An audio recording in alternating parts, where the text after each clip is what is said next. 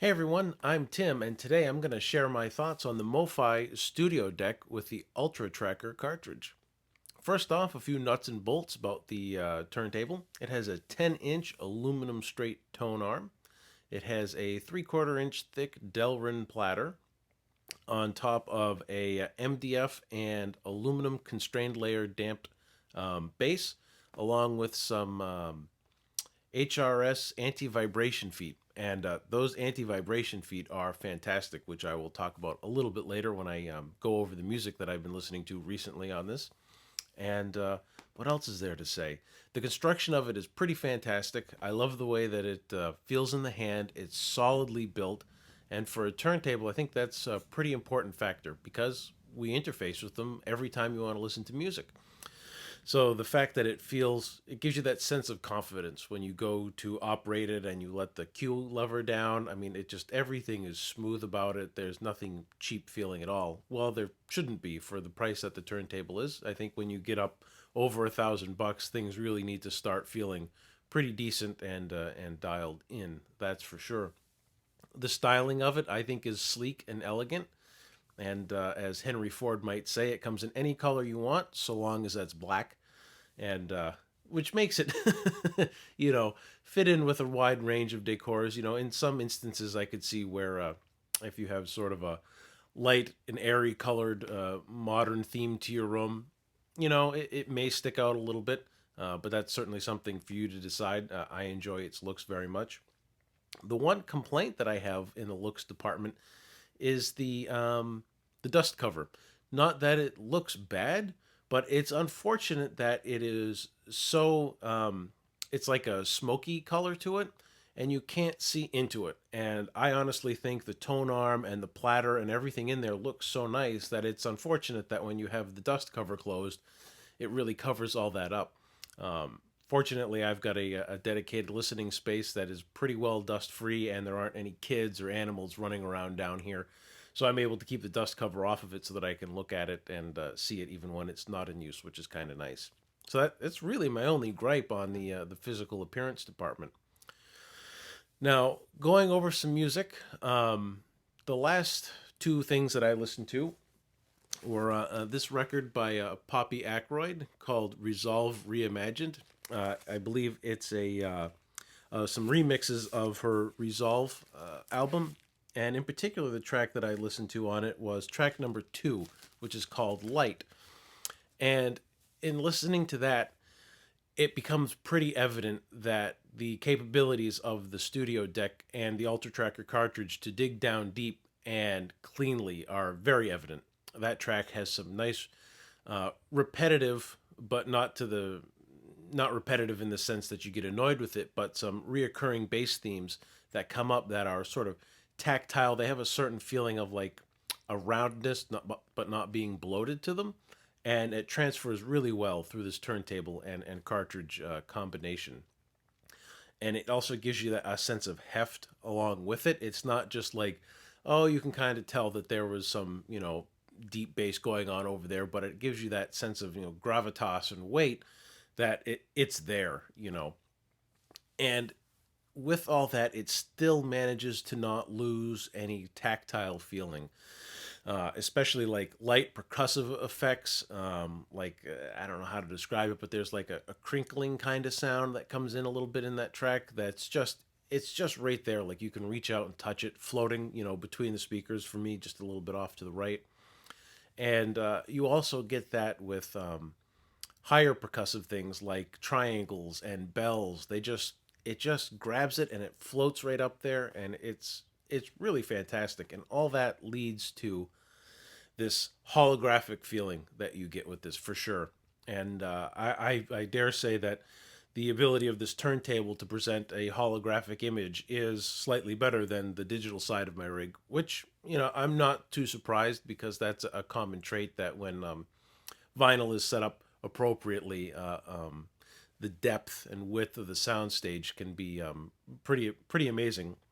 And this turntable, even though it's budget by high end audiophile standards, isn't doesn't leave you feeling like you're lacking in that department, which is fantastic. What else? Engaging. that was one thing. I'm reading my notes that I've got here. When you're listening to music, I'd say the biggest feeling that I get is that you're engaged, that you want to listen to it and that you're enjoying it. Not so much that you sit down and you're listening critically and trying to pick out every little thing, although you can. I mean, this is definitely, worthy of that kind of listening session, and I do listen to it like that from time to time. But it just the sense of just enjoyment and engagement out of it is really what kind of leaps out at me first on that. And one thing I did miss here, it picks up quiet and subtle details. So at the beginning or at the end of a track, when things tend to fade in or fade out, you don't you don't lose it, and you don't feel like it's struggling to hang on to that last little bit of the sound before it disappears. It feels natural. The fade out or fade ins, and so that speaks to the noise floor being pretty low on this. And obviously it's also dependent on the recording and the pressing that you have, but on a good recording and a good pressing, it's able to get those extremes out without really feeling like it's being taxed at all. And so let's see, the second thing that I was listening to is and I'm probably going to botch the pronunciation, Sansons. It was actually not his music that I was listening to. It's the last track on this album, which is actually Charles Marie Widor, Symphony Number 6, performed by Jean-Guillou with the San Francisco Symphony, although on that last track it's just solo pipe organ. I have that also in digital format, and I listen to those to compare them, and I'm always impressed when I put on the record. I'm always assuming that the bass is going to lack a little bit. It's not going to dig as deep because with the pipe organ, I mean, it goes way down into the basement. And when I put the record on, wow, it moves the couch. When those low pedal tones, I mean, it gets them. It doesn't feel like it's struggling at it at all. And again, one of the big things is it sounds more organic than the digital version that I have. The digital is more clear. There's definitely a little bit more clarity, especially in the mids and the highs around when things get very, very busy and there are a lot of keys being pressed on the organ.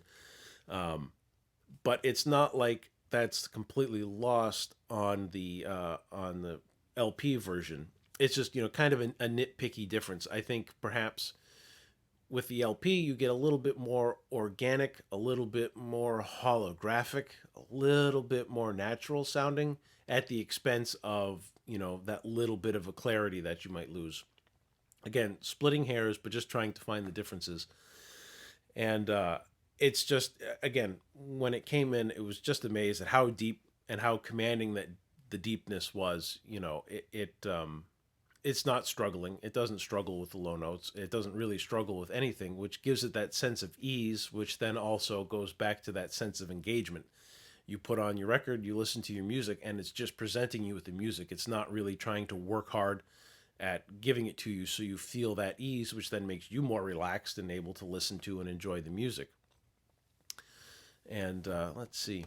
Yeah, so back on the idea of clarity, the mid-range on this turntable with the UltraTracker cartridge it's amazing how well it was able to keep up with Jean-Guillau's playing when it got quite busy. I mean, there's a lot going on there, a lot of different melodic lines and harmonic lines going on in the background.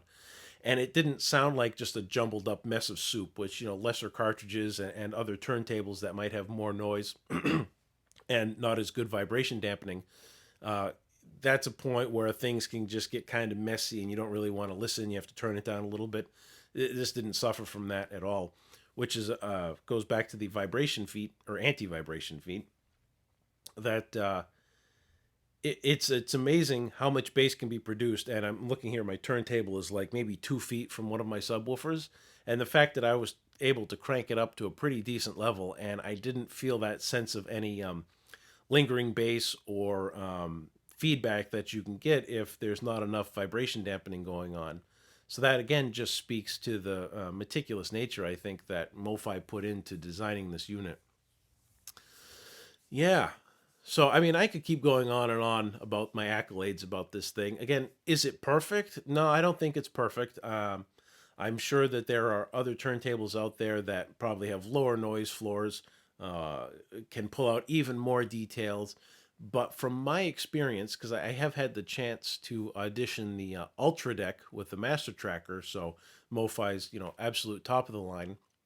And while that turntable and cart combo did offer some benefits, like to the point where on especially with orchestral recordings, I could tell if the microphones were up higher or down lower when they were recording, akin to feeling like if you were sitting in a balcony or down in the terrace.